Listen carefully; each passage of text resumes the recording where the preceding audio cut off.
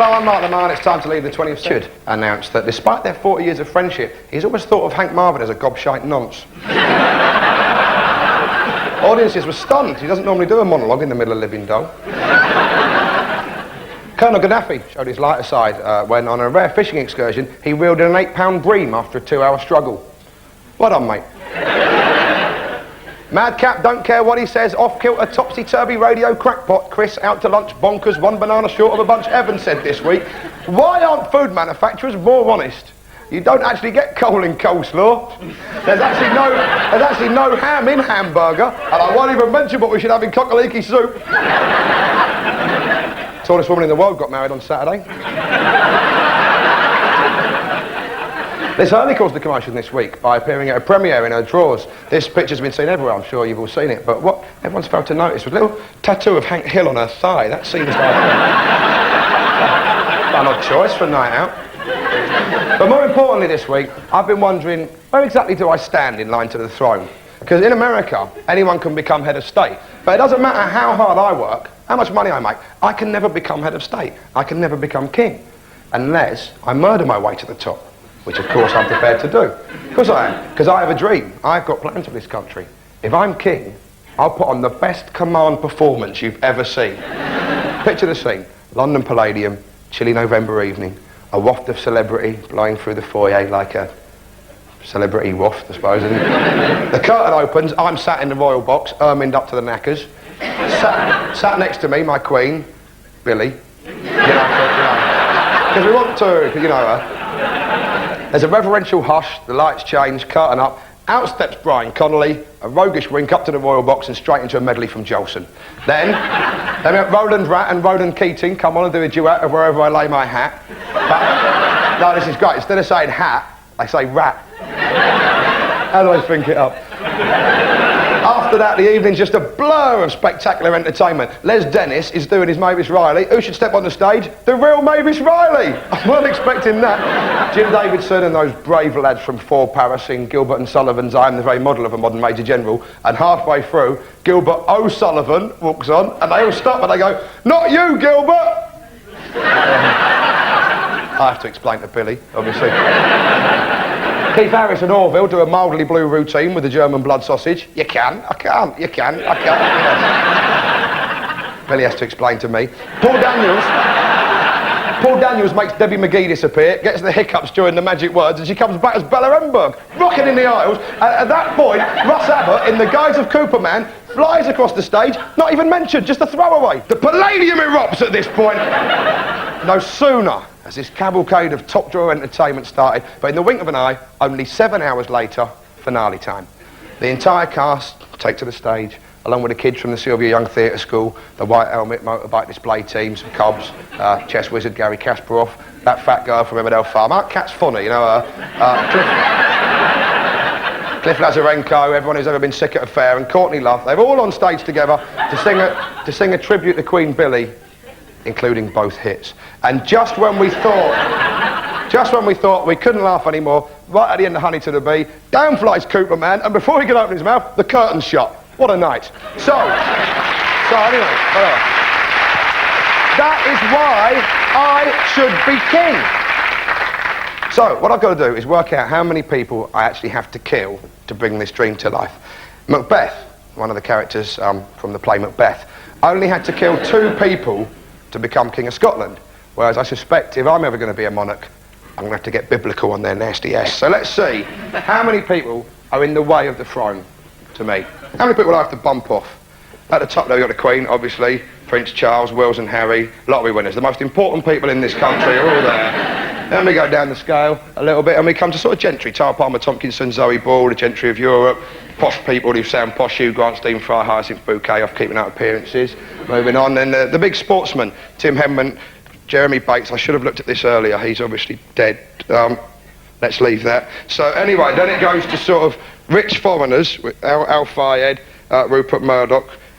Graham Lashaw's not, is he? I did this ages ago, I haven't really checked it back. Then hold on, magicians. Then it would be like magicians and ventriloquists, people who have special skills. So it would be Paul Daniels, Ali Bongo. That would be Victoria Wood's husband, that would be the end of that bit. And then we'd move down the scale to sort of professionals and people who are experts in their certain fields. So it would go all jewellers, obviously, dentists, Alan Titchmarsh, who's a kind of gardening guru, bankers, snooker players, and Brian Ferry. I should have put him in earlier. I forgot about him, actually. He's sort of more posh, isn't he? We are playing dental. So then it goes all top turkey farmers, which really is just Bernard Matthews on his own there. Then any Radio 1 DJs with a farm. There's sort of middle classes now. Anyone who makes executive decisions, anyone with a loft, anyone who's been on a foreign holiday, Ibiza, that's not included, obviously. Anyone who's seen a play that their kids weren't in. So anyone up to that point. And so we move down the scale, and it should be fairly swift now. Yes, heroin addicts. They're above me. Anyone who's bought a jumper from a catalogue, obviously. Sort of people who let their budgie loose in a flat, they're well above me. So I'd imagine we're not far off, because we're sort of at the dregs now. No, illegal immigrants, they're above me. People who've tried limbo dancing, holiday or night classes, doesn't matter. Richard and Judy, that's the wrong order, definitely. Criminally insane.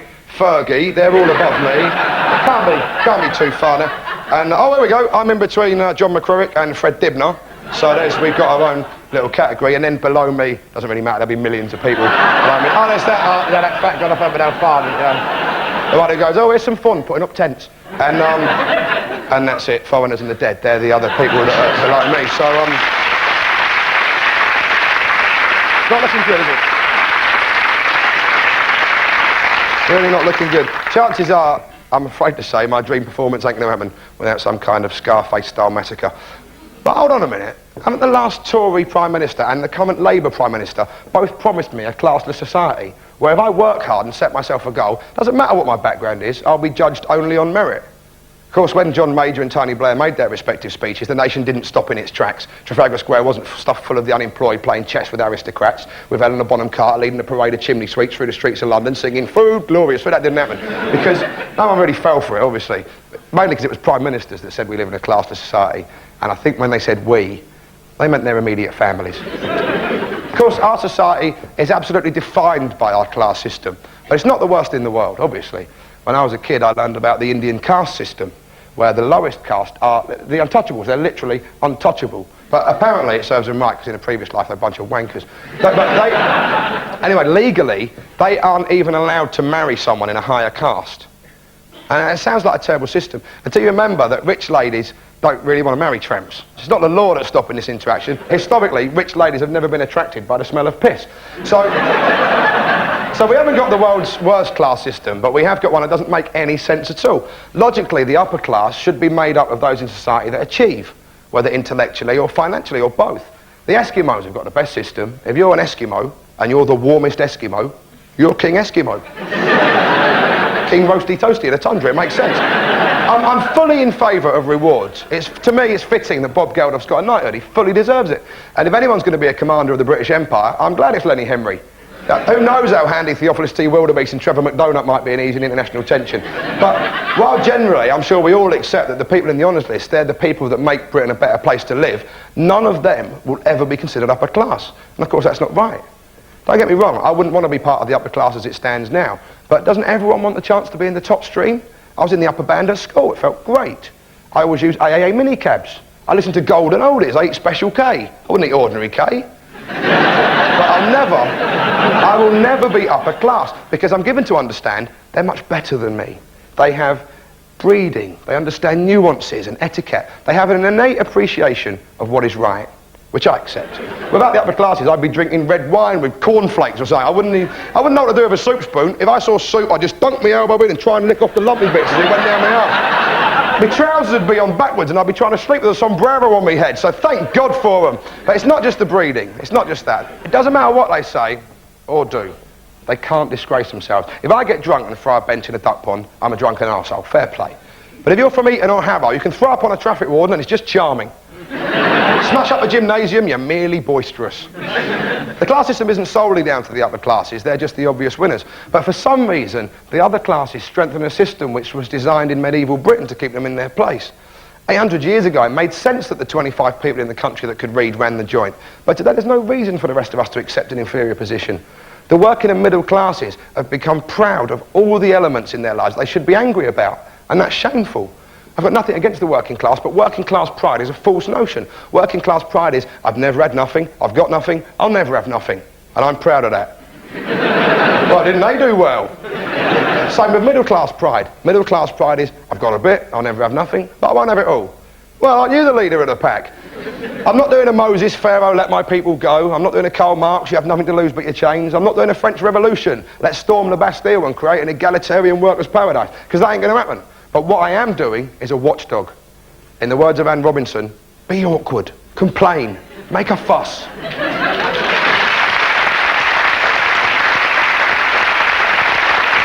I'm very happy to welcome on tonight's guest, because very few of the upper classes have ever made a career in television. Most upper class people don't even have a telly, they don't need it. You know, if they want entertainment, they can phone up for a troupe of Hungarian midget acrobats to fry each other around in the silk cushion room or something, you know. Or they can ride their unicorns through the maze. Anyway, there's a lot I could say about her, but I like to think of her as one fat lady. Clarissa Dickson-Wright, ladies and gentlemen.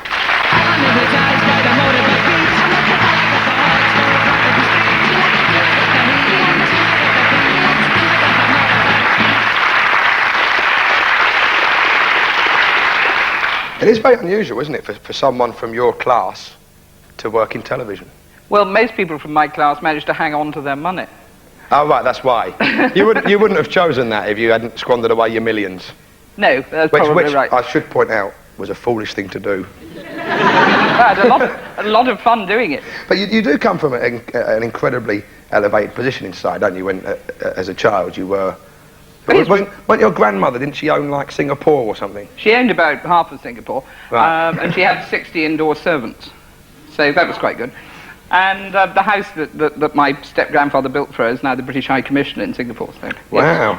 Yes. Where did your father's money come from? My father made his own money. My father's lot was sort of bog baronets in Ireland, really. You know, they went over with Cromwell and raped and pillaged, and my That's not quite the same as he made his own money, is it? He made it by, like, theft and hatred. Absolutely. My direct ancestor got thrown out of Cromwell's model army for being drunk and disorderly. They took him back for the Irish campaign. That was a Puritan army, wasn't it? It was a Puritan army. And he thought, army. I'll just have a quick drink. That's right. Do you think your parents were aware of the position they were in? Because there's no doubt about it that people with a certain sort of tone of voice do get very special treatment in life. Oh, I think so. My mother was wonderful. I mean, she was... you know, she never pulled the punches. I remember this occasion when we were speeding. She was doing 120 up the M4. She did that. She had a Bristol. And this policeman pulled up with her when we got to Hammersmith. And she wound down the window. And she said, "Congratulations, officer. I don't know how you kept up with me." "Do you have a Bristol too?" And he said, "No, madam." And he said, "I expect you'd like to see the engine, wouldn't you? Clarissa, show the officer the engine." So I went round the front and he looked at me and I looked at him. And he said, "Well, it is a very nice engine." And so he came back to the car, having shut the bonnet, and he said, "Yes, madam, well, I don't think speed limits were intended for the likes of you." He said, "Carry on." Incidentally, I heard your remark about you didn't think that rich women were turned on by the smell of piss. I know quite a few who are.